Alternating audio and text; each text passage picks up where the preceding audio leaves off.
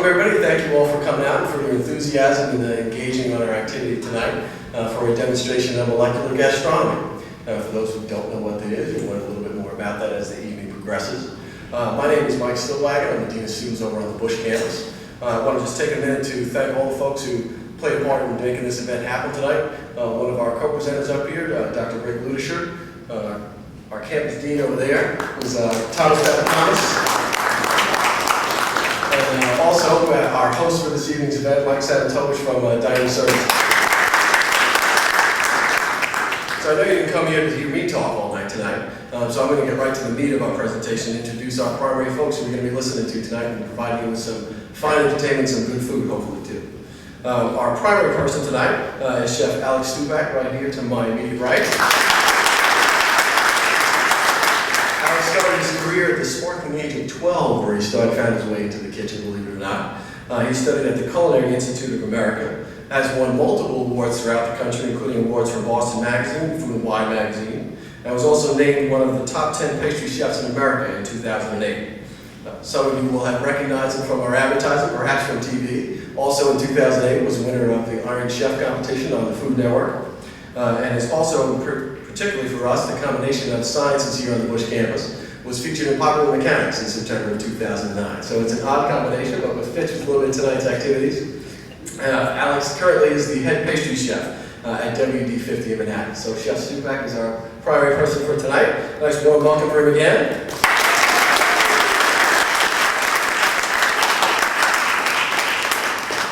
All right, another of our co-facilitators here is Lauren Ressler tonight. Chef Lauren is from California, studied at the California School of Culinary Arts. Also was a head chef up in Boston, Massachusetts at the restaurant's No. 9 Park and the Clio restaurant, where our two co-presenters happened to meet, quite happily, with a happy ending as well. She currently is a pastry consultant and has also served as a chef at Babo Restaurant, which for those of you who may know or may not, is featuring the head chef of Mario Batali, a Rutgers grad. So I have a nice round of applause for Chef Lauren.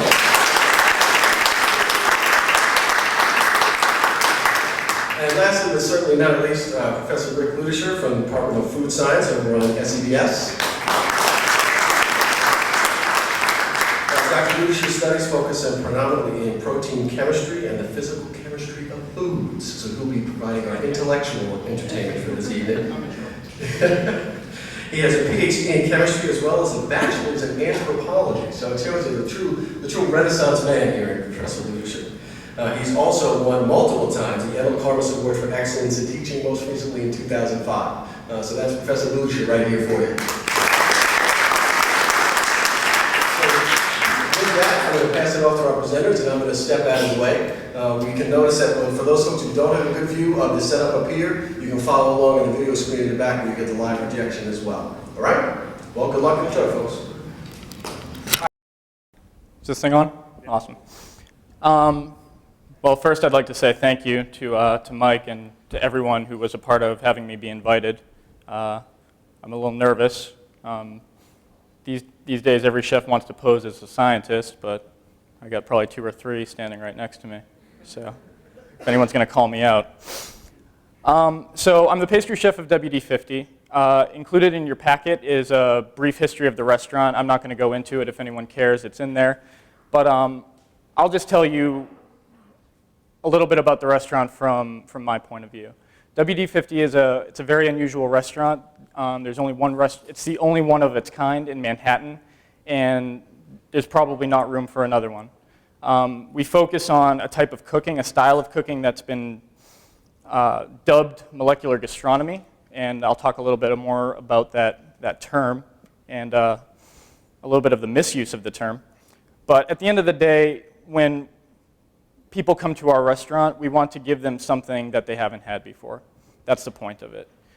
At the very least, you come in and have a great meal, just like you could anywhere else, but we think that the majority of our customers are people who are into food at a level that they really enjoy thinking about it, and they really enjoy seeing how far ingredients can be pushed. I'm going to talk for a couple seconds before I get cooking, because that's what we're here to do, to have some food. I'm going to talk a little bit about how I got into what I got into. I have 0 background in science. I'm not good at math. I'm not good at anything you need to be good at to be a scientist. And I also have zero background as a pastry chef. I went to CIA for cooking. Always thought I was going to be a chef. Still hoping to be one someday. We'll see. But I fell into pastry by accident. What happened with me was, I'm assuming most people here, actually everyone here doesn't work in a kitchen, so I'll just explain it to you. What happens as a young cook when you graduate culinary school, you go out there into the world and you're pretty much the lowest of the low. You start off as a prep cook or something like that. You don't make much money. You work about 80 hours a week. And what you hope to do is slowly progress up the food chain. You become a cook, and then you become one of the head cooks, and then you finally land a position called sous chef. That's the next rung on the totem pole, I guess. Sous chef is French for under chef, literally under the chef. You're the executive chef's right-hand man or woman. And about a year and a half, 2 years out of culinary school, I got my first sous chef job. And I hated it. I really didn't like it. And the reason for that was because I realized that what I was doing more or less was all the executive chef's work and not getting any of the credit for it. Now don't get me wrong, this isn't how it is at all kitchens. This was a unique situation for me. But the reason I bring it up is because it's what pushed me into where I am now. So my first sous chef position, I'm 6 months into it, and I'm writing the menu. I'm doing the executive chef's job. I'm actually coming up with the ideas. And what happened was at the restaurant, the pastry chef quit rather abruptly, just didn't show up one day.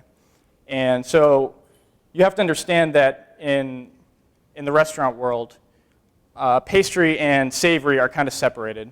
It's either you're one or the other, and they don't like to mix with one another usually. Chefs tend to think that pastry, it's too exact, there's too much measuring, it's too finicky, it's too precise. I just like to, throw onions in a pan and saute them. Pastry chefs, on the other hand, go, well, it's too anarchic, it's not measured enough. I like to stay on this side. So a lot of it has nothing to do with personality. A lot of it has to do with personality and not whether you love desserts or whether you love, a steak and baked potato. It really has very little to do with it, at least from my perspective. So again, pastry chef shows up. So everyone, of course, is like, well, what the hell are we going to do? I don't know how to do dessert. Do you know how to do dessert? No. So because I wasn't all that thrilled with the position I was in, I was like, I can do it. And that was a lie. I wasn't prepared to do that at all. But there I was. I was somehow courageous enough or stupid enough, depending on how you look at it. In retrospect, it was probably a little stupid. But there I was in a kitchen. That's my first pastry chef job. I had zero training. And now you're in a position where people are looking to you going, well, what do you want me to do, chef? Tell me what to do. And I stole ideas out of books. I stole recipes. And then I finally got to the point where I figured out it was easier for me to make up my own method and my own technique than to mimic what pastry chefs have been doing for the last 100 years. Now, this happened way before the term molecular gastronomy was launched onto the food scene. I did a little research. Molecular gastronomy was a term dubbed by a scientist. It was a term dubbed by a scientist who was focusing on the science of cooking. And the reason I want to bring up the misuse of the term is because I haven't met a chef yet that is a scientist. To me, a scientist is someone who dedicates their life to trying to prove things and add to a body of knowledge. I've worked with scientists, and I've learned a lot from them, and I think the two disciplines can learn a ton from each other, but they're not the same. They're not the same, and I'm not a scientist, and I can explain to you in layman's terms what I do, and I can explain to you the things I've learned along the way by making a lot of mistakes. And I can also say that I have an immense respect for all the sciences more now than I did before. The reason I pushed myself to start learning more about the science behind cuisine was because, I don't know, when you're brought up, even in culinary school, in kitchens, the chefs will teach you, your instructors, they'll teach you how to get things done. Everything is very much about time constraints in our business. You need this now. And they'll tell you how things work all day long, but they won't tell you why. I never got any of the why, and I wanted to figure that out. And now there are, thank God, but at the time there weren't a lot of cookbooks explaining that. Why is this happening? Why does cream thicken when you whip it? Why does water boil when you heat it up? And you also find a lot of myths in a kitchen where it's like, well, sear that piece of meat and that's going to seal in the juices. Well, that's actually a lie. But it's a lie that's been, put on cooks for a very long time. And now we're in this exciting time where everything's being questioned and everything's being turned upside down. I think I've rambled on enough about my history. I'm just going to make some desserts because that's what I'm better at. Everything that we're going to make today is an example of something either we're serving actively at the restaurant or have served in the past. And I'm going to try my best to explain what I was thinking about when I made each dish. I don't start with any sort of scientific methodology in mind. What I try to focus on is what I perceive as creative, something I haven't seen before. So we're going to start with some vanilla ice cream. So, you want to get it? Start. So the reason we're serving vanilla ice cream is because when I arrived at WD-50, there was anything but vanilla ice cream. I think that's probably the most common flavor out there. When I arrived there, the pastry... Not quite yet, but it might in a minute. When I arrived at WD-50, the pastry chef before me had celery ice cream on the menu, and he had beet ice cream, and he had every wacky flavor you could imagine that you're not used to having in ice cream. And being a trendsetter, it set a trend. And I think it's still going on now, it's become par for the course to have very unusually flavored ice creams. And it's even gone into savory. You have mushroom ice cream and foie gras ice cream, whatever. Wiley had, the chef, he had Bernays ice cream on the menu. So I got to the point where, well, what can I serve to the customers that they're just not going to see coming? And the answer was vanilla. Vanilla was the weirdest ice cream flavor I could serve. But we don't stop with the ice cream. I like to insert unusual technique into all my dishes. Something subtle, but something that goes, how do you do that? So we're going to start. Actually, now I might actually have to get involved here. So what we do first is I have some vanilla ice cream. I won't go into what's in the mixture. You guys have recipes for all of this. But just a typical vanilla ice cream. And what we're going to do is just put it into a piping bag. As you can see, just normal. You could even use store-bought ice cream if you wanted to. Just like that. Also what I have here is a PVC mold. It's just a plastic pipe that I cut, and I wrap the bottom with some plastic wrap. This is a product you're going to be seeing me use a lot. This is acetate. It's common in other fields, but we use it a lot in pastry to spread chocolate on, things like that, because it gives a nice sheen to a product. But what we're going to do is just line our mold. You can see I just take this. I'm just going to roll it up like this. Put it right in there like that. And then we're going to take our piping bag. I can almost talk loud enough. Can everyone hear me without the mic? I'm just going to lose the mic. Thank you. You were great as a mic holder. I just figured your time is spent better doing other things. Okay, so what we're going to do, we have our mold. We're just going to pipe our vanilla ice cream right into it.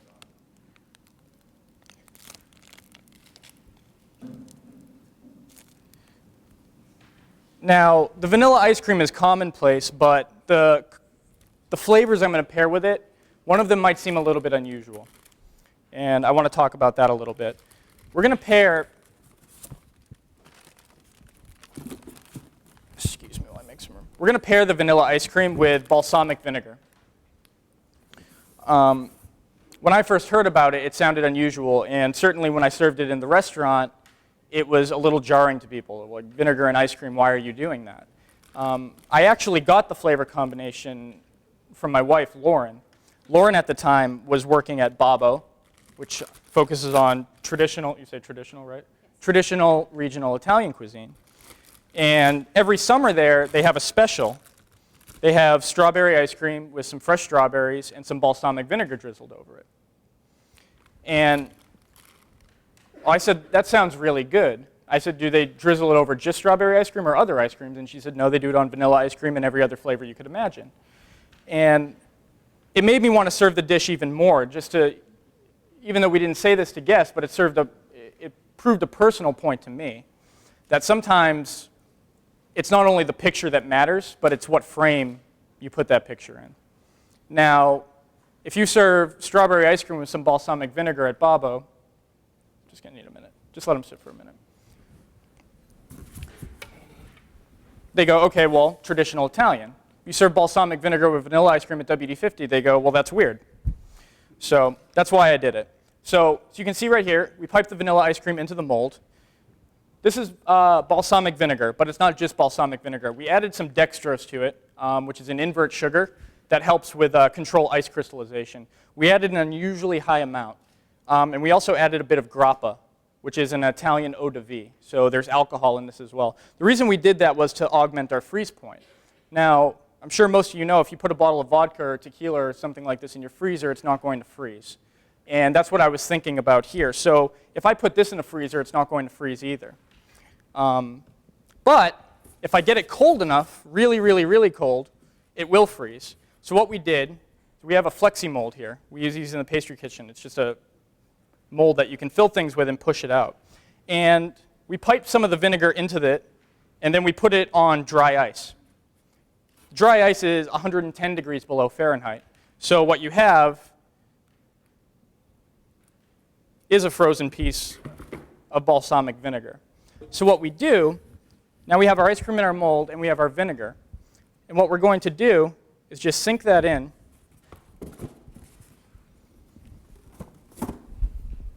If those are starting to melt too much, let me know. Okay, why don't we start serving them? So what we do is we sink our vinegar ice cube right into the center of that ice cream, and we level off the top. Then it goes into a freezer. So what happens is that soft serve vanilla ice cream solidifies on the outside, but the freezer is not cold enough to keep the center frozen. So what you have is ice cream with a liquid center. Do we have the molded one? Don't worry about it. Don't worry about it. They're seeing it. So this was what we call a pre-dessert in the restaurant. Typically, we try to serve something small to the guests before they get into the bigger or more substantial desserts.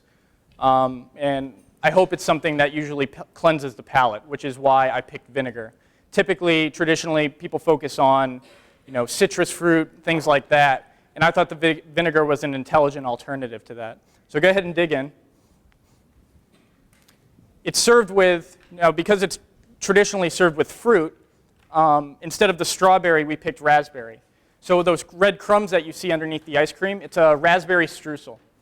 Streusel, for anyone who's not familiar with it, is a crumb topping that typically goes on top of a coffee cake or something like this.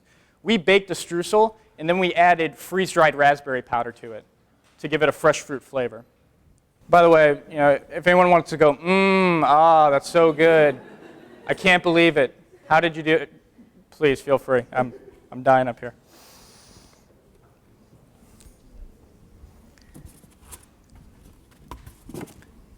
One other thing, because I'm going to move through the dishes kind of quick. If anyone has a question at any time and wants to stop me, please. I'm a big fan of open dialogue, and questions that I might not have thought to bring up, I think can just make everything a little bit more enriching.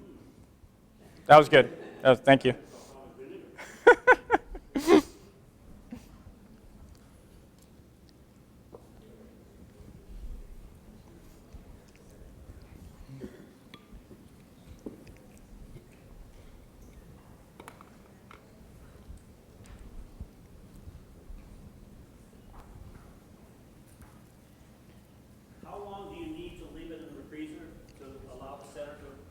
It's not so much a function of the center melting, because that happens very quickly.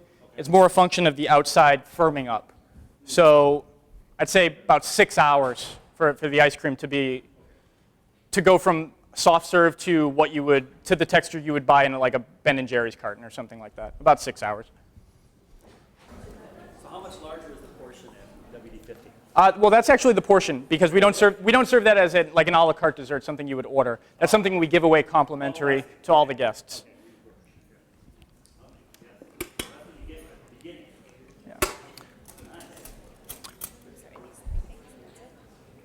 Yep, and then we're going to finish with foam and then the sorbet.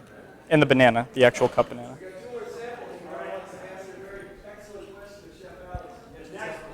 next question gets a second dessert.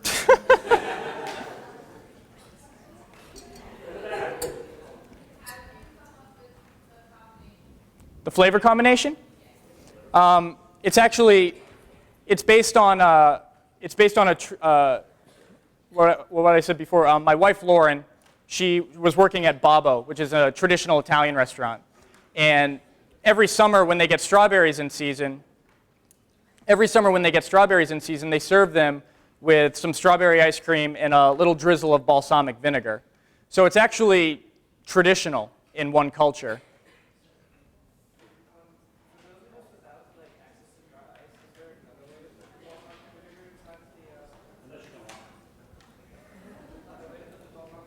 Well, I'm assuming if you don't have access to dry ice, you don't have access to liquid nitrogen either. Repeat the question. Huh? Repeat the Oh, sorry. Wow. To dry ice. How would you do it without dry ice? Well, you could, I mean, if you're careful and you had a finer tip on the ice cream, you could almost pipe around and make a hollow and then fill it and then very carefully pipe some on top. It wouldn't be as perfect a cylinder because you can't push it into the mold, but you definitely could get the effect that way. Okay, so I'm going to start in on the next dessert. We're going to make a custard. We're going to make a custard that doesn't require any baking, and it also has an unusual flavor to it. But before I get into the technique of the custard, I'm going to get into a technique of one of the components that goes with the custard. We've all had whipped cream on a dessert. And what I wanted to try to do was whip milk. Cream whips for a specific reason. You have fat crystals that have been homogenized in a matrix of whey. And when you whip it, those crystals stick to one another. And they form a network that starts to trap that whey in and thickens it. What we're going to do is completely different. We're going to take skim milk. And the reason I picked skim milk was because when I go to a coffee shop and get a cappuccino or whatever, they were always using skim milk, and I didn't know why. I just happened to ask one of the baristas once, why are you using skim milk? And they said, well, it foams up better. That's all they told me. And they didn't give me an answer as to why. But what I learned was that fat inhibits protein foams from occurring. At least it hinders them. So the less amount of fat that you have in your milk product, the better of a foam you're going to get, the better a chance your protein has of doing what it's going to do. Well, I thought, well, that's kind of dumb because I don't want to take the fat out of dessert, but then I kind of counterbalanced it with putting more fat in the other components, and it all works out, so don't worry. So what we're going to do is we're going to take 500 grams of skim milk, and we're just going to bring that up to a boil. I also learned while watching people make cappuccinos that it's foaming up better because it's hot. They're adding steam to that milk. So that's why I'm heating it up. I tried this process cold. It doesn't work as well. It does work, but not to the same degree. So the milk will whip up, but it won't stay whipped. And that does us no good at the restaurant because we need to create a product that's stable that we can use throughout the evening. So one, we're adding sugar, primarily for flavor. But sugar helps to strengthen the protein matrix and make the foam more stable, but still not stable enough. So this is when we have to start getting into hydrocolloid technology. We're going to add a couple gums to this. We're going to add something called iota-carrageenan, and we're going to also add something called guar. I know they sound a little scary, but they're completely natural. So iota-carrageenan is a derivative of Irish moss, which is a type of seaweed. There's 3 types of carrageenan, and we're using one, iota. There's also kappa and there's lambda. And they work better under different permeations. If you ever look at, I read a lot of food labels. If you ever look at a label for ice cream or for, I'm trying to think what, like something like chocolate milk, like Nestle's Quick, something like that, they typically have iota carrageenan and a second gum, an ancillary gum, which is usually guar or locust bean gum. And that's because those 2 products have a synergistic relationship with one another, meaning you can use, if you mix the 2, you can use less than the total weight you would have to use of one. Now, the iota carrageenan, what it does is it forms a gel in the presence of calcium. So there's plenty of calcium in the milk, so this is why it's typically used as an ice cream stabilizer for dairy and things like this. The guar gum is a thickener. Now, what we're going to do, does everyone follow me on the gums? It's boring. I've learned all this stuff because in my field, I was approaching, I found myself like, I can't get these products in my kitchen. That was my position 5 years ago. The companies that make these products, they sell to, they don't sell to restaurants. They sell to Doritos and Ben & Jerry's, just massive companies. So when I called them and said, I need some iota carrageenan, they said, well, how many tons do you want? And I tried to explain to myself, well, no, I'm just a chef, and I just want to experiment with these products in the kitchen. And they said, well, you have no idea what you're doing with it anyways, and they hung up on me. So what I had to do to get these products was at least try to learn to speak their language. Because they say, well, what's your application? If I say, well, I want to whip something, they hang up the phone. But if I want to say I want to make a degreased thixotropic foam, they go, okay. So I did it out of necessity. So our skim milk is boiling. It's going to go right into a blender. Just going to get rid of this down here. We use an adjustable speed blender a lot at the restaurant. We're working with gums. There's a term when using gums. They say shear. You have to shear in the gum. And I never knew what that meant, but it's a fancy way of saying you have to blend it in. There are homogenizers and much more sophisticated pieces of equipment to do this process, but they're for laboratories. They're not for us. And we have a blender readily available. So we're going to take our guar gum, spilt a little, and our iota carrageenan. We're just going to add it right into the center of that whirlpool we created. Yes. Yeah. And then I'm just going to increase the speed.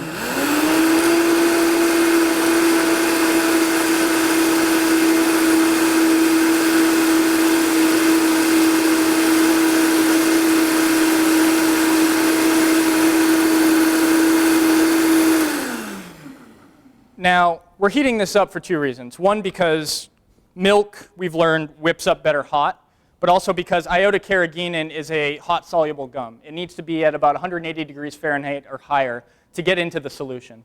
The guar gum, it doesn't matter. It's cold-soluble.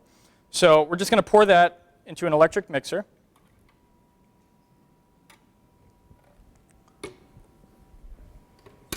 We're going to start whipping it. And at this point, we add our sugar. I don't have to talk really loud.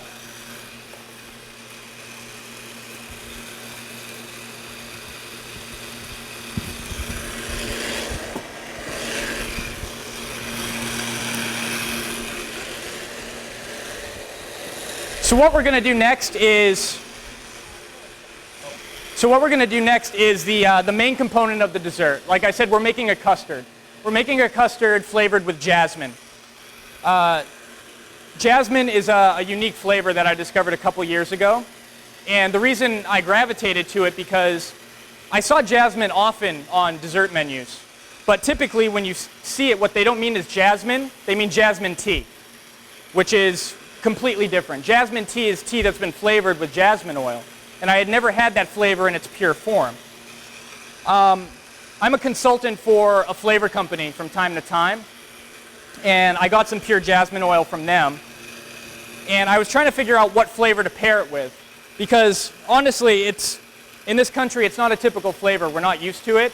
And if you're not careful with it, people are going to think they're eating soap. So I had to be really careful about pairing it with something that was complementary to the jasmine. Can you hear me? Can everyone hear me? Okay. Huh? Yeah. Okay. So when I was doing some work, hello? Sorry, at least till that's done. So I was doing some work for this flavoring company, and I was kind of just talking to them about jasmine and trying to figure out what to do with it. And these companies are incredible in that they have databases that list every molecule that goes into every flavor. So they pull up a spreadsheet on jasmine and say, well, these are one of the 356 chemicals that could be in it, which is why one jasmine flower might smell different than another one in a different part of the world. But what was interesting, and this was a flavorist, a flavor scientist who brought this to my attention. He said he pulled up a spreadsheet on banana, and he gave me the two side by side. And what was interesting is they both shared 15 common molecules. So although if you taste banana, it doesn't taste like jasmine, and if you taste jasmine, it doesn't taste like banana, intellectually, it seems like there's some sort of similarity there, and maybe they'll get along together. So I decided to pair this jasmine custard with banana. But first thing, hold on. Just give it another minute. So first thing, though, what I'm going to do is make a no-bake custard. And this is use of gums for pragmatic purposes. Being a young pastry chef, having to make creme brulee and things like this, you have to bake them in a little ramekin. You always see how you get them. The restaurant never buys you enough ramekins because they're expensive. So if you need to make 60 that day, the chances are you probably have 30. That's probably what the restaurant invested in. So this became using gums as a solution to a very real problem, in that I was running out of custards every night, and they take about an hour to bake. So I'm utilizing the same gum that goes into the foam to create the custard, iota carrageenan, and it mimics the texture perfectly. Can you do me a favor and load that into a bag? Awesome. Enough of that. So, where am I? Custard. Huh? Yep. I think I'm missing some products. Sugar. Sugar for my custard. Sorry. Where? No, granulated sugar. It's fine. It's fine. Sorry, still dealing with a studio kitchen here. So what we're going to do, very similar process to what we just did with the milk foam, except this time we're using heavy cream, because I think a custard needs cream. It needs that butter fat. We're going to take it, and we're going to bring it right up to a boil.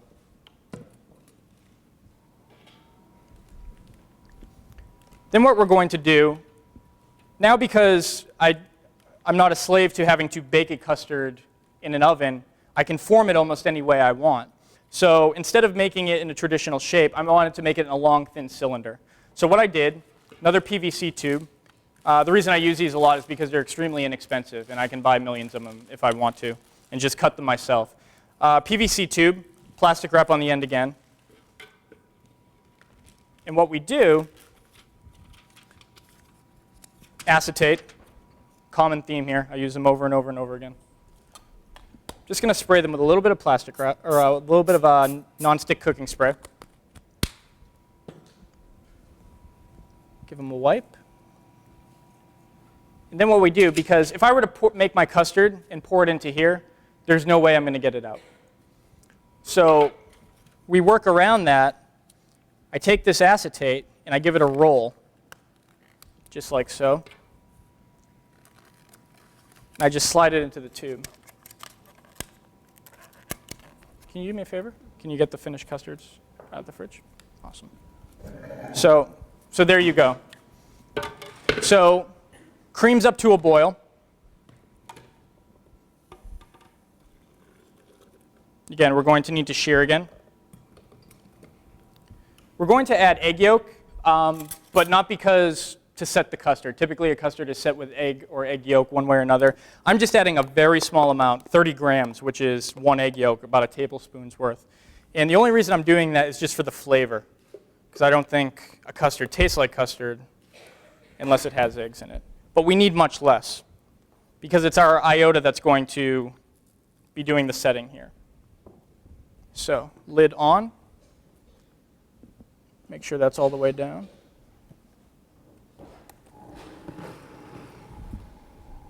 Thank you.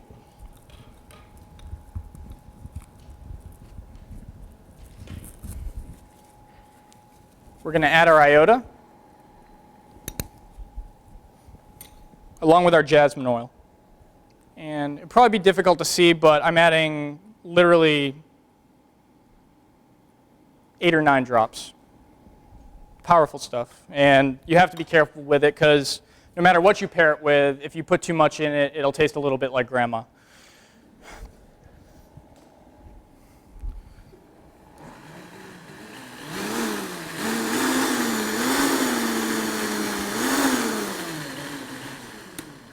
So that's it. The custard's done. Now, I've showed this presentation to people in my industry.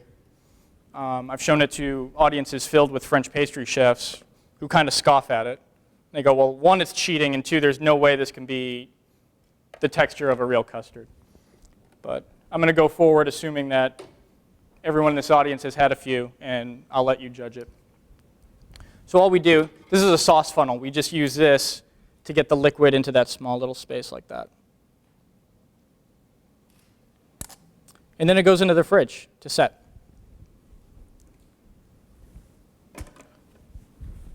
When you get a chance, can you just reset the blender? Because I'm going to need it again. All right, thank you. So now it's time to plate the dish. We're working on some tasting portions for you right here. Also grab the banana sorbet. Let's do that first. Banana sorbet first. So what I'm going to do, I'm trying very hard here not to get too crowded. I have a feeling by the end of it there's going to be dirty dishes up to here, but we'll see.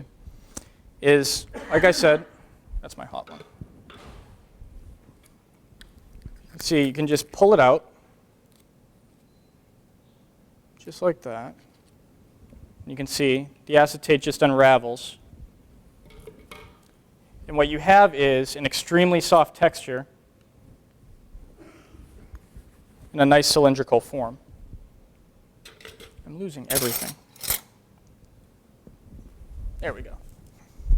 Now I'm just going to trim the edges.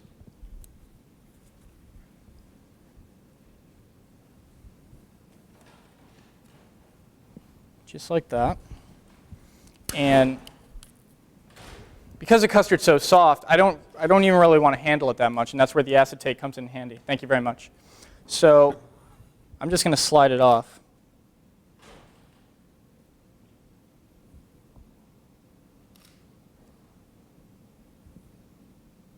Come on, gravity.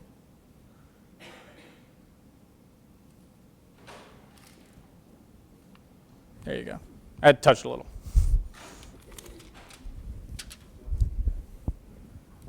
So then, now it's time to garnish the dish, the fun part. So we're going to take our milk foam, which is gotten right to where I want it. It's like a shaving cream consistency. And we're just going to pipe some on the plate.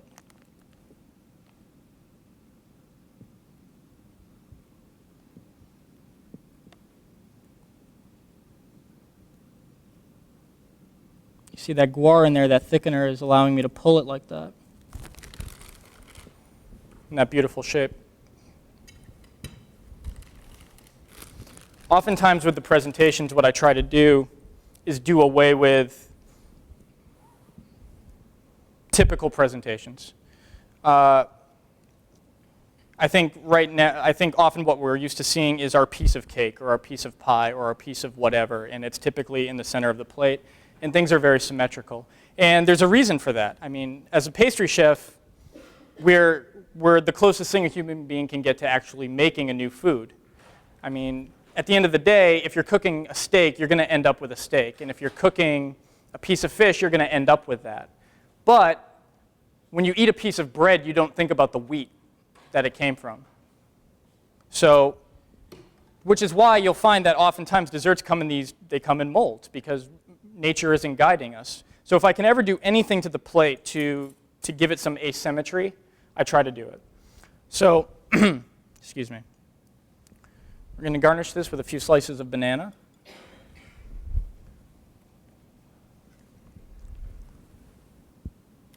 Just like so.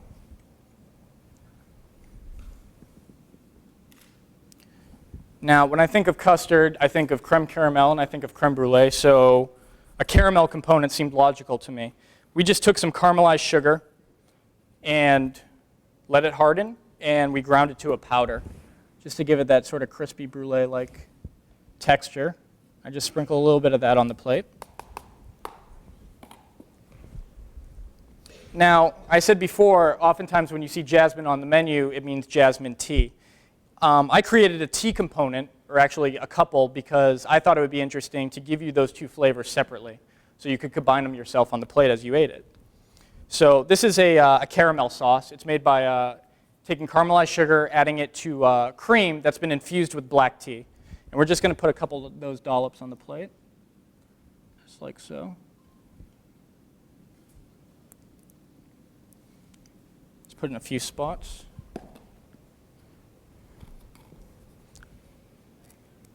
Little sprinkling of black tea powder. And then other than that, we're going to finish it with some banana sorbet.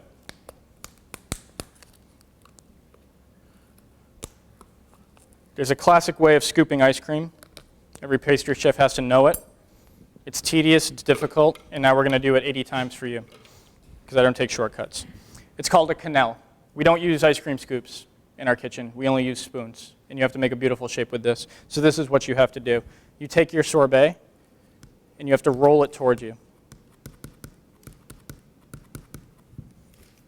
You rub it on the palm of your hand, just like that, and it slides right off, and you put a scoop like that.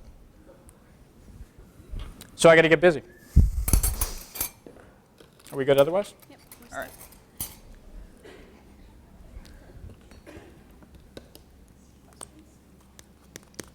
So while I'm scooping, I am somewhat of a multitasker. I can scoop and talk. If anyone has any questions about the dish we're preparing for you. We're going to put some foam on it.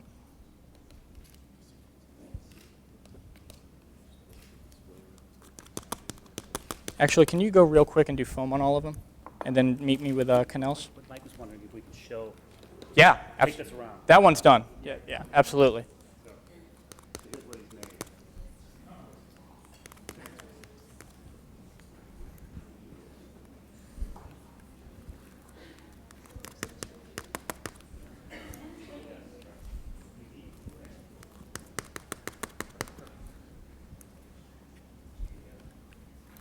I'm losing them. All right, we're going to do cherry next, right? Mm-hmm. Okay. That'll be a quick plater.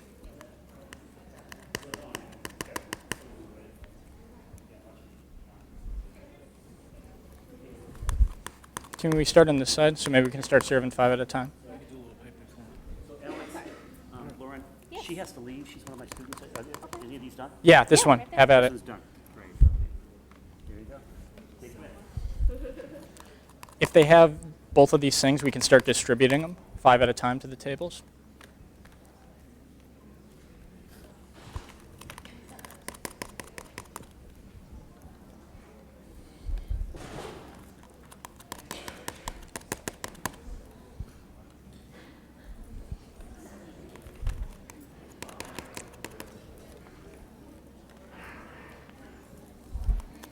Thank God this is the only ice cream we're serving.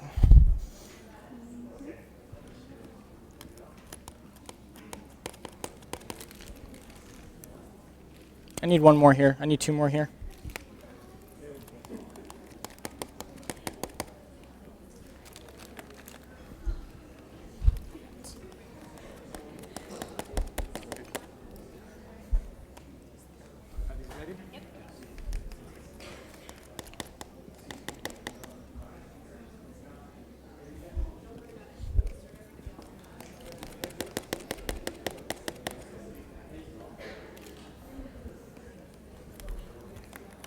Why did I decide to do this? I'm a masochist, that's why. Actually, it works better if I can pick it up like you did. Because then I can set them down.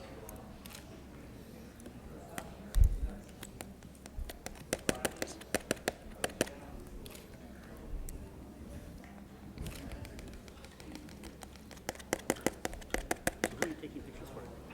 Target. Oh, great. We could have a cover article tomorrow? Oh, I hope so. She's got quite a few ready on this side.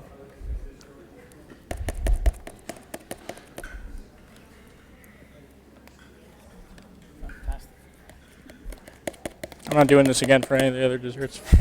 You are working hard. That is it. good. Both of you. Thank you.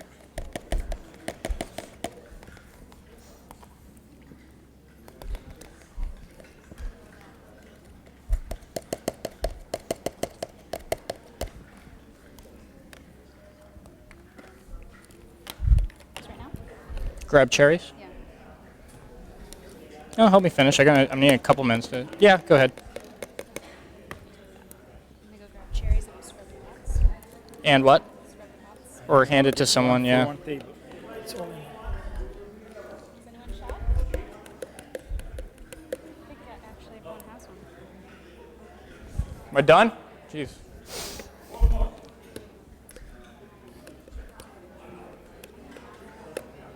Cherries.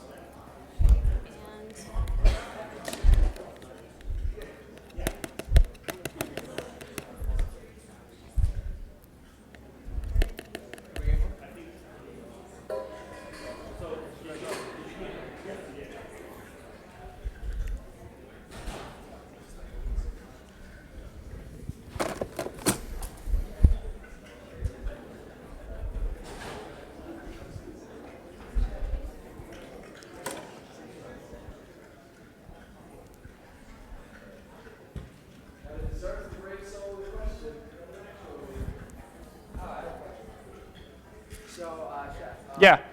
I read in your bio that you somehow, pulled one over on a restaurant when you were 12. I did. So how did you get started in cooking? I mean, I couldn't tell you why I wanted to start, but I knew ever since I was a little kid, one way or another, I wanted to be a chef. That's how, and again, that's why I did what I did. The only way I was ever going to get into a kitchen was to be a dishwasher. So I lied to them and told them I was 14. They caught me because, of course, they take your social security number. But fortunately, I was a good enough worker that they decided to keep me on illegally until I was old enough. Where was this? This was in Leominster, Massachusetts. Yeah, where I was born.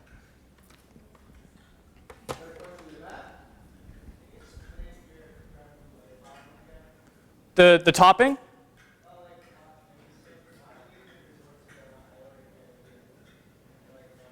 I'm not hearing him. Can you say it one more time? I'm sorry.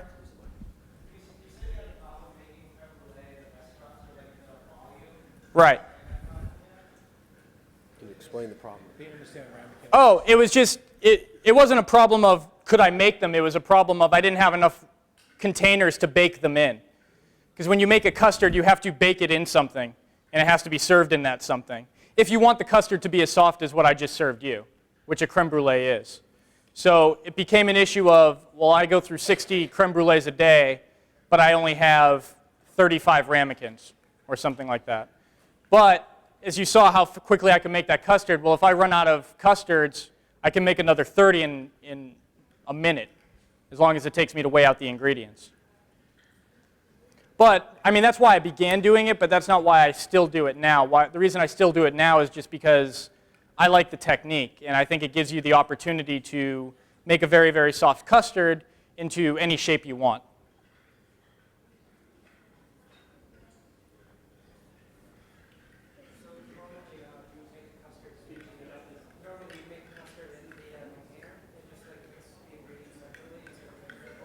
A traditional custard?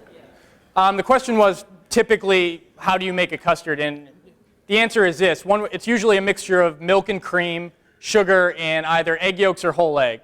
and that mixture is combined, and then that liquid base is poured into a bake-proof vessel, and then put in a tray into an oven with boiling water around it at a low oven, and a lid's put on it, so it steams. That's most custards. That's traditionally how they're made. How long did it take you to come up with this idea, like the whole entire process of just inventing like this? The question was how long it took me to come up with this dish. I honestly don't remember, but it was probably a couple months. There's no set timeline in terms of how long it takes to make a dish. Sometimes you come up with an idea and it works the first time. Sometimes you come up with an idea and it takes a lifetime. I have dishes that I've been working on for about 3 or 4 years that I still can't get on the menu yet. But it's just, there's no one way. I wish I could get it right every time. I rarely do. I rarely get it right the first time. Rarely. Are there any dishes that you disowned, like the repast? Disowned? Yeah. Oh, jeez. Everything included in your repertoire. There must be. There must be something. Nothing's coming to mind right now. Yeah. There was a dish at Alinea when I was there we created. It was a pliable ganache. Ganache being what typically goes into the center of a truffle. We figured out how to make a ganache with agar that you could cut and bend in kind of wacky ways so it would almost arc up off the plate. The reason I disowned it is because it became mimicked to the point of too many other people were doing it. So once it gets like that, it's time to stop. So originality is it's a really important thing to us chefs, and it's something that it gets harder and harder to keep, because at this day and age, if you have a recipe and like someone calls you from a newspaper and says, well, can you give us a recipe? And you go, sure, no problem. That used to spread it a lot, but now between Twitter and Facebook and all the blogs and everything else, it's, people in the Philippines have my recipes. They have all of my recipes. So it's exciting, but it's also scary at the same time, how quickly the information can spread. All right, we're going to get going on the next dish. Do you need help getting the actual portions? Okay. So the next dish we're going to make for you is called cherry-covered chocolate. Not for this one. We've all heard of chocolate-covered cherries, and all we did was reverse it. So what we're going to do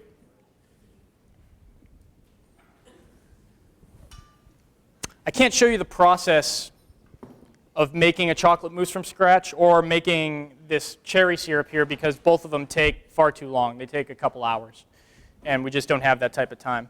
But what we use here is we utilize a hydrocolloid called pectin to make this possible. There's 2 types of pectin in existence. Pectin is a substance that's derived from fruit. It's in high concentration in blueberries, bananas, orange peel, things like that. Pectin is classified into 2 groups, high methoxy and low methoxy.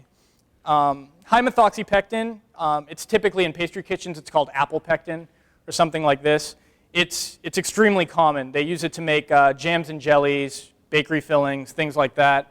In the processed food world, like if you ever have fruit at the bottom yogurt, that fruit on the bottom, 9 times out of 10 it has pectin in it. The lesser known pectin is the one we're going to use today, at least lesser known in a professional kitchen, low methoxy. Low methoxy pectin is unique in that it won't form a gel unless one particular ion is present, and that particular ion is calcium. Now this is unique in that some gelling agents like agar or things like that, all you have to do is put them in water, boil them, and they're going to make a gel.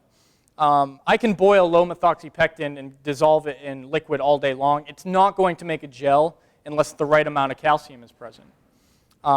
It's an ionically reactive gum. So we used that characteristic of this particular gum to create the dish we're making here today.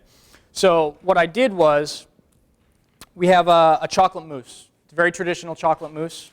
I think I stole it from a French pastry chef friend of mine. Anyways, the only thing that makes it untraditional is that we added calcium lactate to it.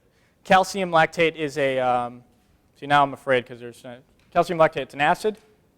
Yeah. Acid. It's a salt of an acid. Salt of an acid. Anyways, it's our calcium source in this case. There's dairy in the mousse, which does have calcium, yes, but that calcium is caught up in with so much fat and protein and everything else, it has a hard time finding the pectin. So we add a new calcium source, which is much more available and causes this reaction to happen. So in this bowl right here, what we have is a cherry syrup. What we did is we took water, cherry puree, some cherry flavoring, some different sugars, and this low methoxypectin. Now, because there's no calcium present in this, nothing's going to happen. It'll stay a liquid forever. But because we added calcium to the mousse, what happens is we drop it into this bath. We let the mousse go for a swim, as we say in the kitchen. We just take it out of a piping bag and just cut little bits of it off like this, right into the syrup. And there, again, now there's no fear of the mousse mixing with the syrup because a reaction is going to happen, and it's going to start to form a gel. Now, it's not a dramatic reaction. It takes some time. So we have some already prepared. But what we do is once we drop it in,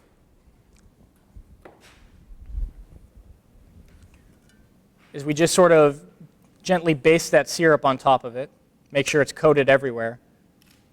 And we let these little chocolate mousse bites, if you will, just kind of go for a swim for about an hour.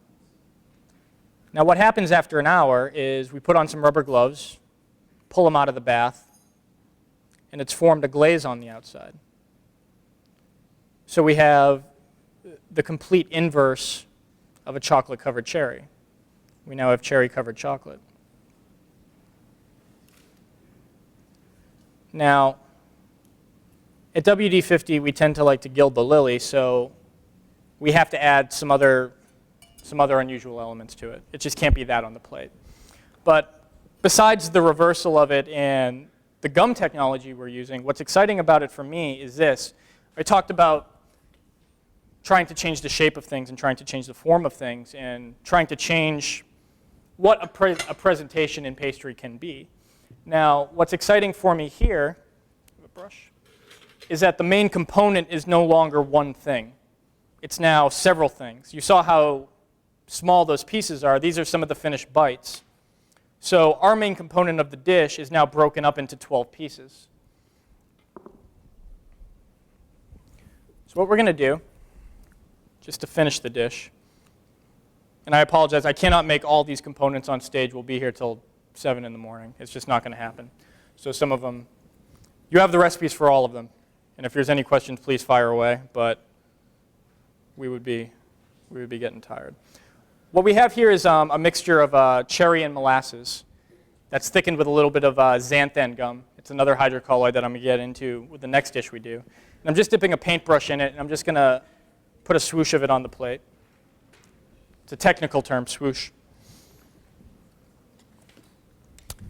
And then what we're going to do is take our cherry-covered chocolates and just arrange them on the plate in no particular form or pattern. 5, 6, 7, 8. He says that, but he's very particular about how anyone plays. No, anyone can do it. Well, it becomes difficult in the restaurant because one thing that's a huge issue is consistency. Chefs want everything coming out the same way every time.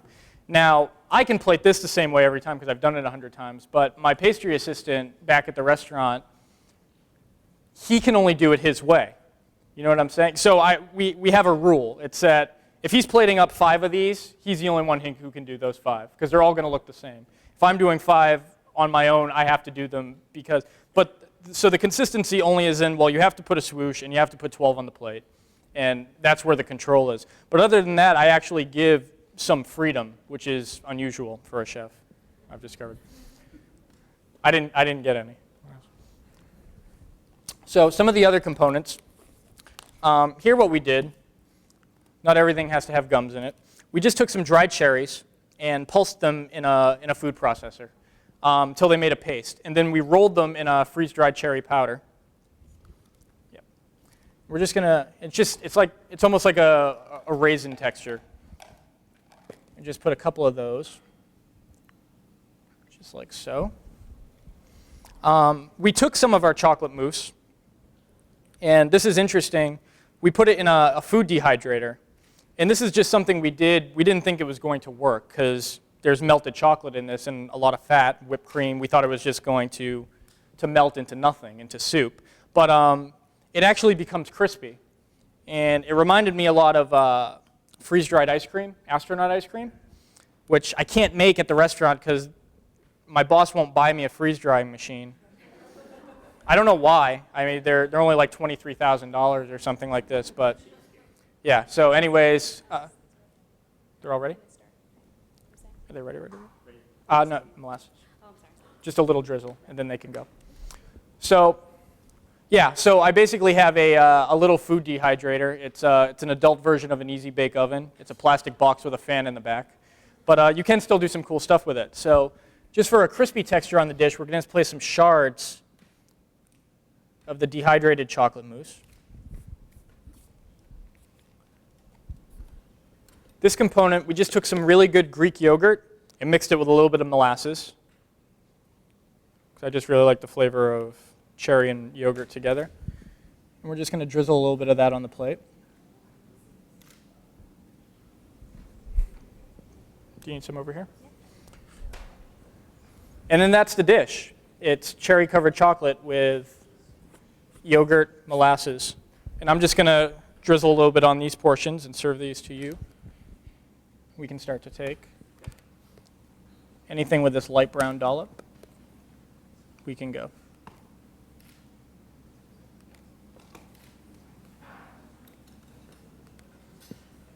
I'm sorry, guys. I'm not doing any more ice cream for you. My arm's tired. I got the 2 ice cream courses out of the way in the beginning. Did you get those pots cleaned? Did you get the pots done? Yes. Both of them? Yes. In the blender? Yes. What about the sauce funnel? Can you do that?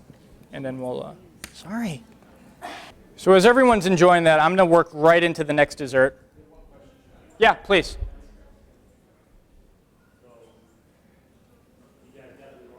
I missed it. She's raising her hand. You have a question?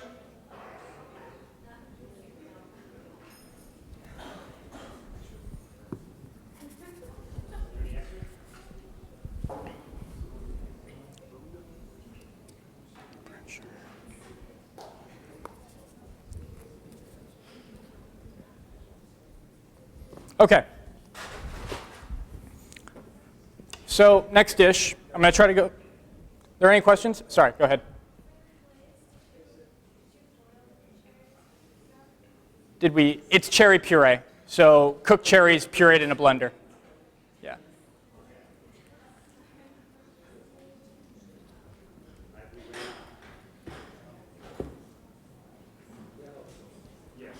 There we go. Desserts are getting more substantial, guys.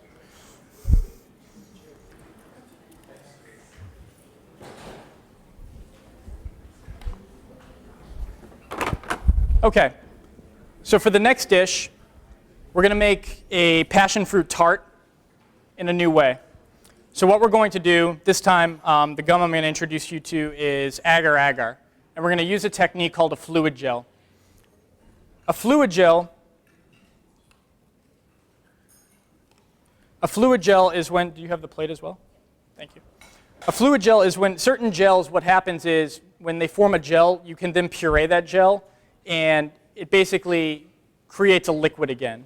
Some gelling agents can do this, you can do this with, and some you cannot. The iota that we've been using, you cannot do this with. Iota has a characteristic called thixotropy, which means if you were to make a gel out of it and then try to blend that gel, it would liquefy, but once the motion stops, it's going to re-gel again.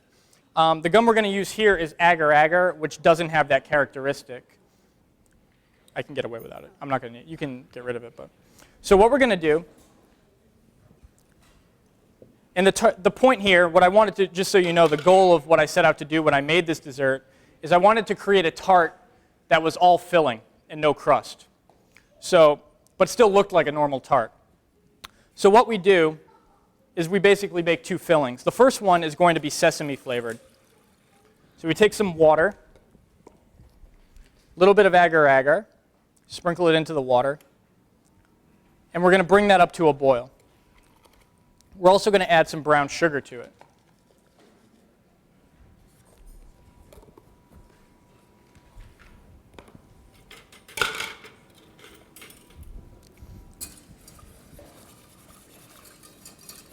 Now what's going to happen is agar-agar needs to boil, and it needs to boil for a good full minute. Once it comes up to a boil, what we're going to do is add tahini to it. I don't know if anyone's familiar with tahini. It's a sesame paste.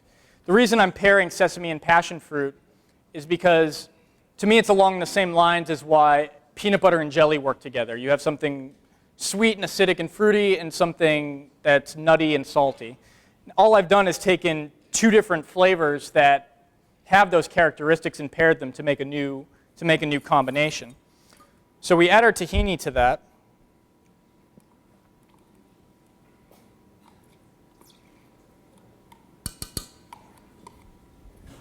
Once the agar-agar has been brought up to a boil, we whisk it together.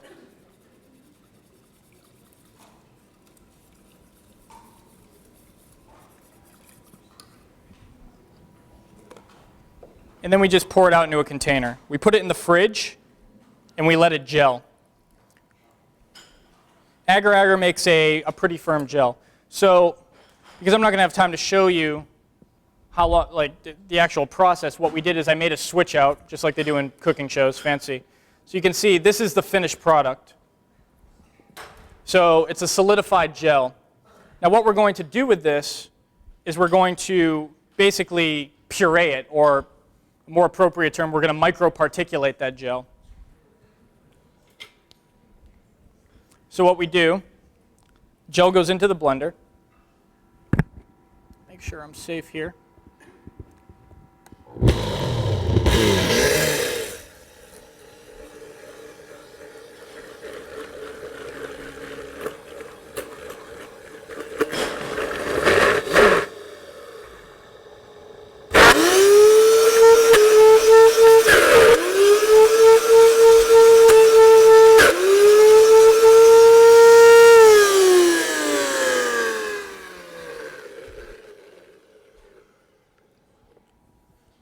By the way, don't ever, any of you, dare try to turn a blender on without the lid on.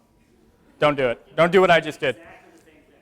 I've been doing it for long enough that I'm okay, but anyone else, it says right on my blender, do not operate without a lid, because I don't allow anyone else in my kitchen to do it but me. Because if I get hurt, that's okay. But you can see what happens to that gel is it turns into almost like a peanut butter sort of consistency. So what we're going to do, can you do me a favor real quick? Can you just dump that out and rinse it? I'll give you a hand plate. I'm sorry, we have one blender.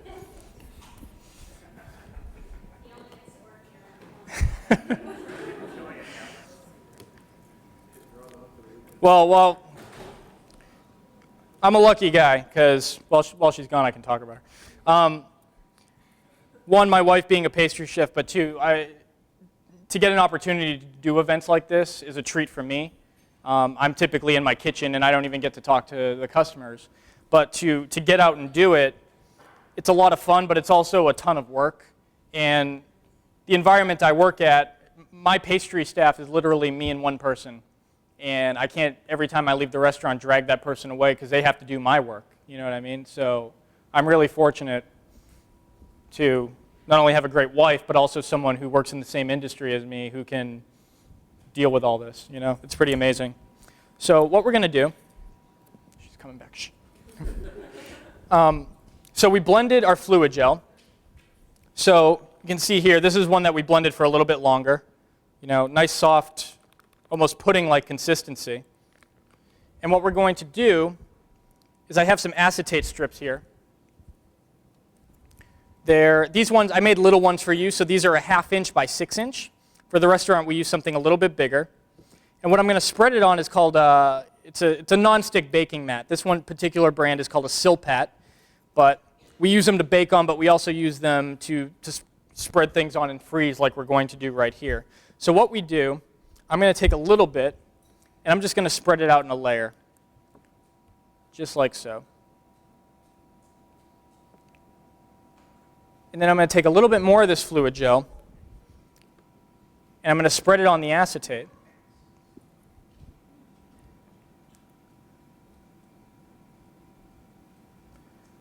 Now this is where it gets really arty crafty. Next part of the move is, got my Scotch tape here. I'm just going to put a little bit on the edge right here to demonstrate this. Small piece of Scotch tape. I use surgical tweezers. They come in really handy for work like this. But I'm going to, she's back. We were talking about you while you were gone, honey. So what we do is we're going to use our tweezers to lift up that piece of acetate that we just spread that fluid gel on. And you got to be careful because you don't want to get any on the side that it wasn't spread on. And I'm just going to take it like this, join the ends together, take this little piece of tape, and make a ring.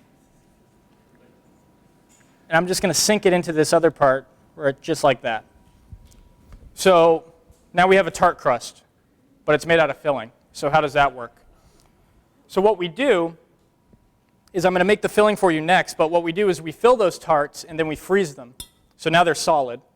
And now that they're solid, I can just take the acetate off the outside, and you have what looks like a tart shell, but it's actually the same consistency as the filling on the inside.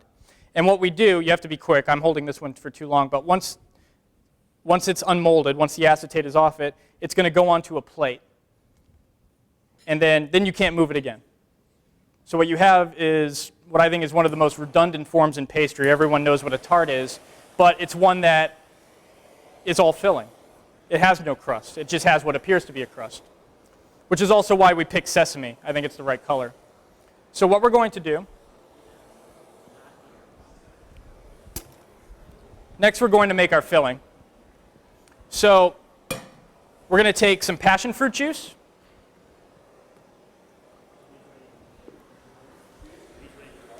No, we're going to take some yuzu juice, which is a Japanese citrus that I think adds a really nice flavor to it. And we're going to bring that up to a boil.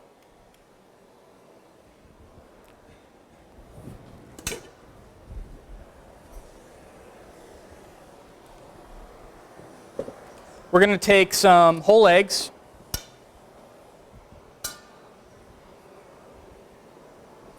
And a little bit of sugar.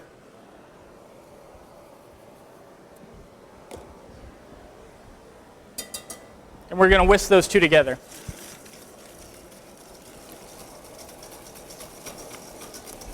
Now what we're doing right here is a classic pastry method. It's called a curd. And it's usually how you make a filling for something like a lemon meringue pie. So it seemed appropriate here.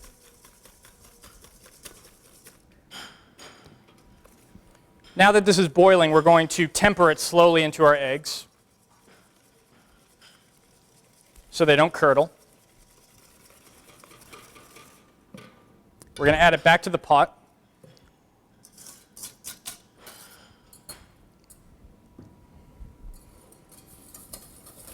And we're going to whisk that just until you see the first bubble of a boil.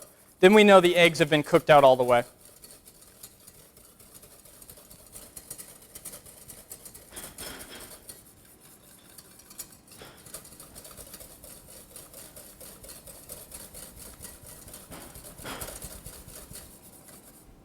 So I think that's just about happened.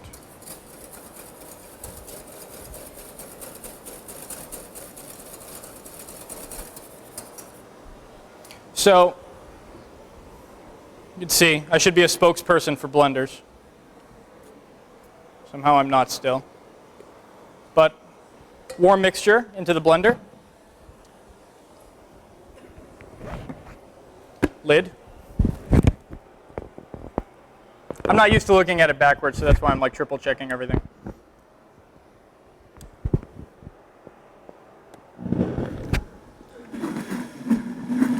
Just going to put that on low speed, and then we're going to add some butter to it. And this is, like I said, this is how you would traditionally make a lemon meringue pie filling or something like this. All we're doing is switching out the juice. So instead of typical lemon juice, we have something which I think is a little bit more exciting, the passion fruit juice. So that goes in.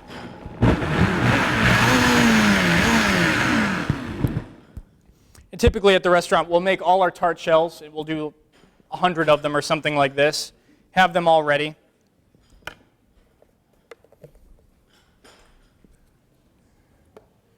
And then we're just going to pour in our filling.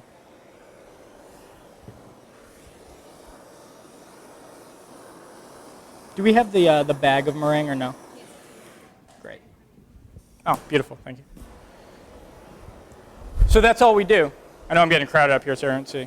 We fill it with the filling, and it goes into the freezer to solidify, and it gets unmolded and put on the plate, just like I showed.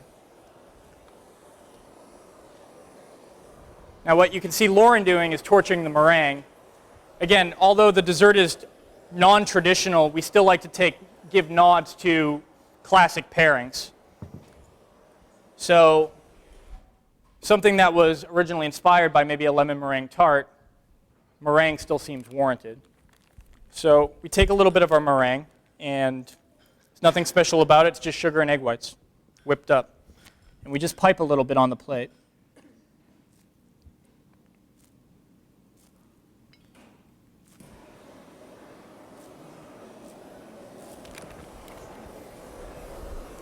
You give me one? Just hit it with a blowtorch to give it a nice toasty look. And then now we're just going to garnish it.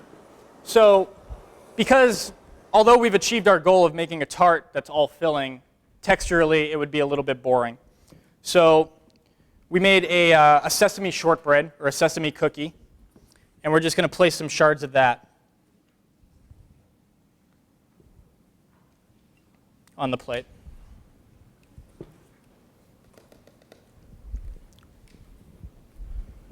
This is passion fruit juice that was thickened with a product called xanthan gum. Xanthan gum is another hydrocolloid. It's used often as a thickener, and it's used as a thickener for things that are particularly acidic. So the same way if you read an ice cream label or a chocolate milk label and they all have guar or iota, if you read a salad dressing label or a label of something like sriracha hot sauce, guaranteed they'll always have xanthan gum. Xanthan gum is an expensive hydrocolloid, so they only use it in products that absolutely no other thickener will work.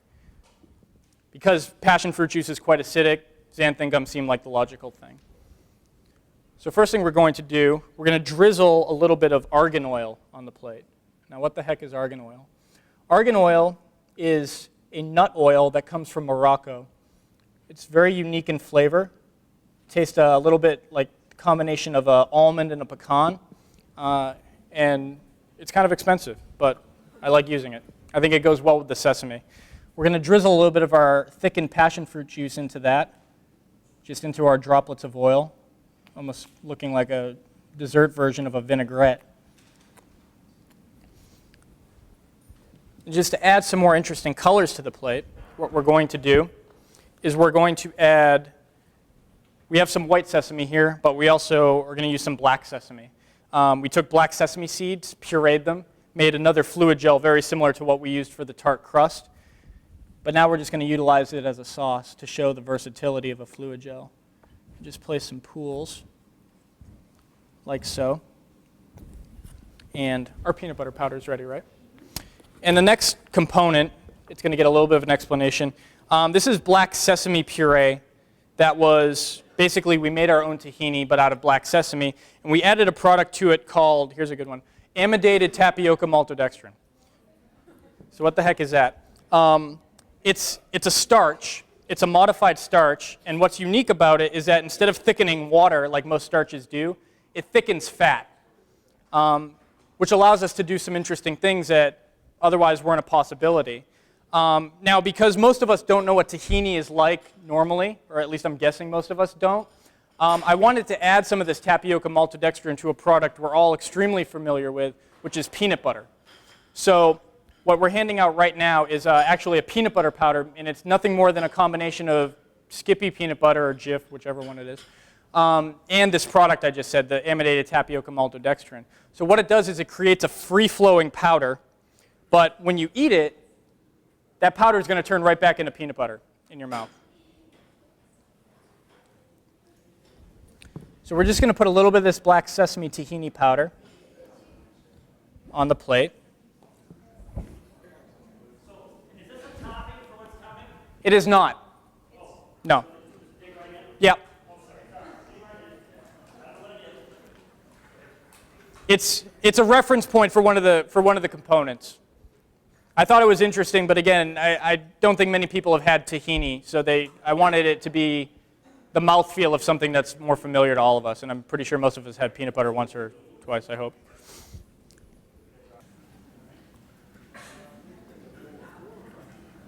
You guys need some? Yeah. Just one? Everybody get one here? Does anybody not have dry heat? Peanut butter. Peanut butter. Oh, it's dry Sorry. Excuse me. I know it's getting confusing.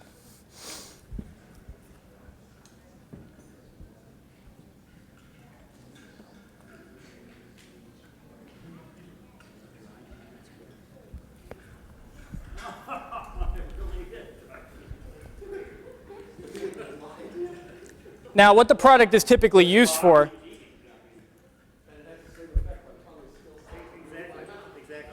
the product is typically used in the industry to keep things that otherwise would clump up free-flowing. If anyone here takes emergency packets, it has that product in it. It's the commercial name is called Insorbit, but it's actually modified tapioca maltodextrin. Huh? That I'm not sure about. Could be.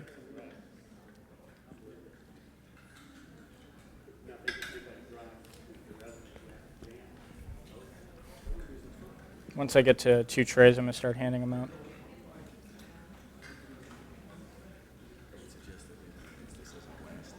What?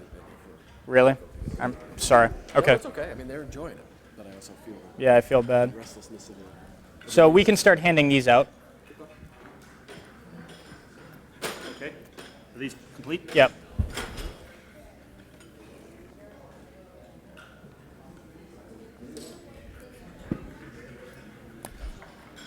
Give me another chair on this side, Lauren.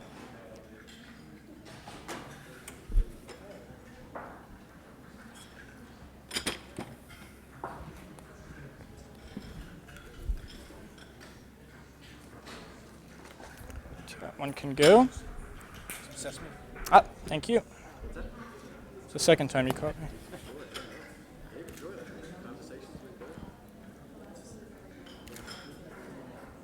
We can just distribute it. We don't have to demo it. Ready? Oh, no. Nope. I'm sorry. This is my first. No problem.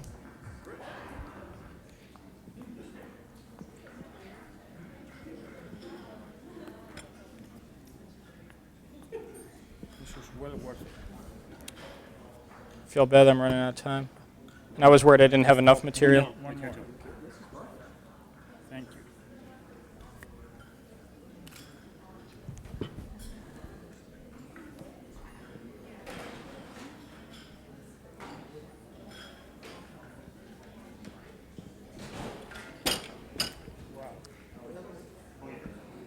Who's ready?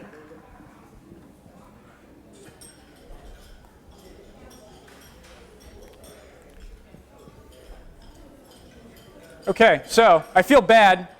Live and learn. I decided it's not a good idea to try to make these the way I make them in a restaurant on a table. But does anyone have any questions about anything thus far? No? Yeah. If you have questions, we have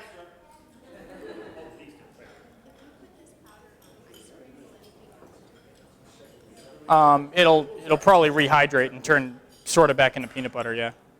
Yeah, if it gets wet. It would taste good. There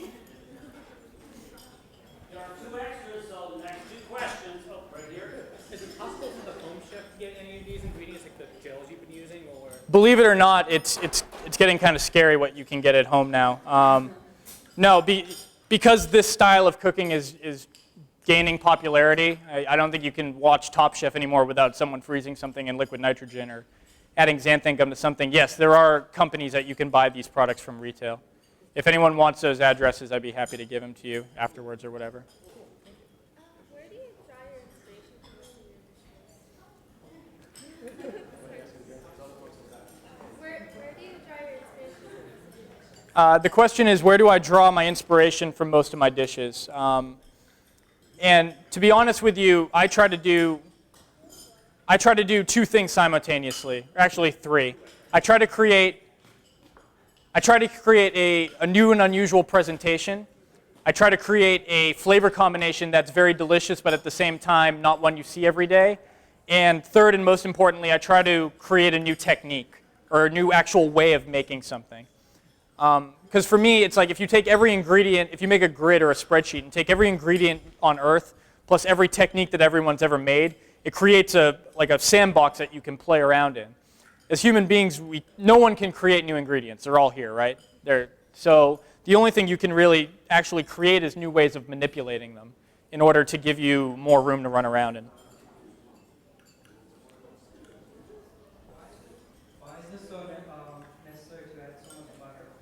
Why is it necessary? It's not, because it's delicious. You could make a curd filling with a lot less fat in it if you like. There are curd fillings that you can thicken with starch. This one gets all its thickness from just how much butter you put in it. I just really love the flavor of it. You can get away with doing something else if you wanted to, though. So I got a more complicated question. Sure. Do you like play with ingredients and then use them as the stimulus, or do you sort of think, what if I could make X and then find an ingredient to do there? Excellent question. It started off the first thing you said, where what happened was at one point these products became available to chefs. So I think what happened was everyone got them and no one knew what to do with them. They just knew they were cool and they wanted to use them, which resulted in a lot of misuse, actually. But that's how I started. I started going, well, look at these things, what can I do with it? And you stumble onto, to realize. Now it's actually the inverse, because at the end of the day, gums are not magic. They only do two things, right? They either thicken food or gel food. That's all they do. So once you start looking at it that way, if you become dependent on them, it actually, I think, can hinder your creativity. So now what we try to do is the second thing you just said. We try to create a dilemma. We try to create a problem that we don't know how to solve yet. And then we just try to find the best way to solve it. A hydrocolloid might not be an answer. I mean, honestly, at the restaurant, we do some pretty cool things with a pressure cooker. You name it. I've been in the realm of creative pastry for probably 8 or 9 years now. And as much as I love it, I'm coming to not an end, but it's almost like I need to cut off my right arm to learn how to use my left one, something like this. So me and my wife are planning a restaurant, and it'll probably be a traditional Mexican restaurant. It actually will be a traditional Mexican restaurant, which is completely out there. I mean, no one's going to see it coming, and it has nothing to do with what I've been doing. But if this has become my job, then the most liberating thing I can think of is eating what I love most. And then who knows what that'll lead to. Where's the restaurant? Manhattan. Hopefully in Manhattan. We'll see. It's still a ways away, but it's our dream, and we're going to keep working on it.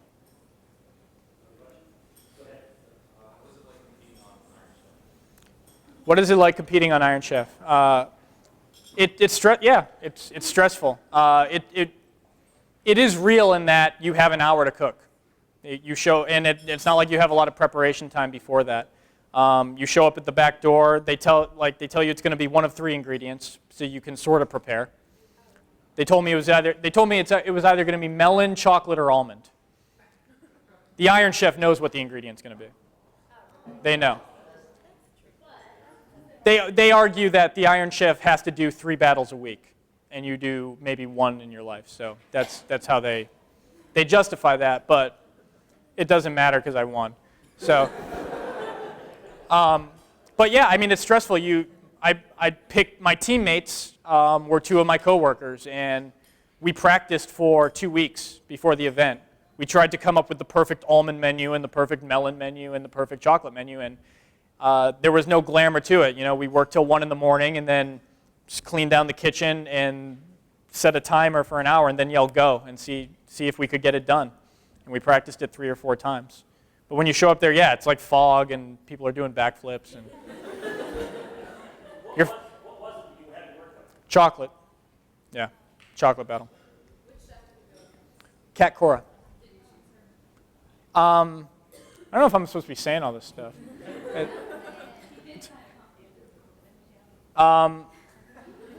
You technically don't get a choice.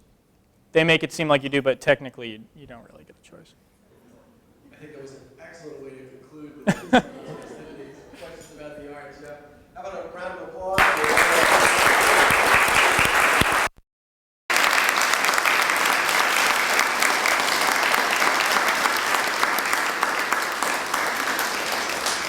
think I can speak on behalf of all the spoons scraping plastic cups and lip smacking throughout that everyone enjoyed the food. We thank you both, Chef Alex and Chef Lauren, for your demonstration of your time tonight. You got a little bit of a gift here, guys, if you want to bring it up from the class of 2021 for both of you, so that should you find yourself back on campus. You can go by yourself, buddy, it's okay. We've all got to step into the world by ourselves some point.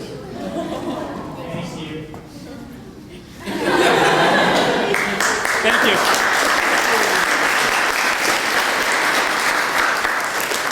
Thank you all again for your time tonight. I know we went a little bit over, but I don't think that was from anyone's not wanting to be here, that's for sure. That was my fault, sorry. Hey, nothing to apologize for. I think we all enjoyed that little chocolate packet at the end of the night. Chef Alex had made repeated mentions throughout about the recipes. For anybody who's interested in them, there were 2 copies per table. But if anyone's interested in obtaining the copies, Chef Alex did provide them to me, so I can get them to you electronically. So if you have an interest in that, just put the email next to your name on the sign-in sheet when you came in, and we'll certainly send that out to you before the end of the week. So another round of applause to our presenters tonight.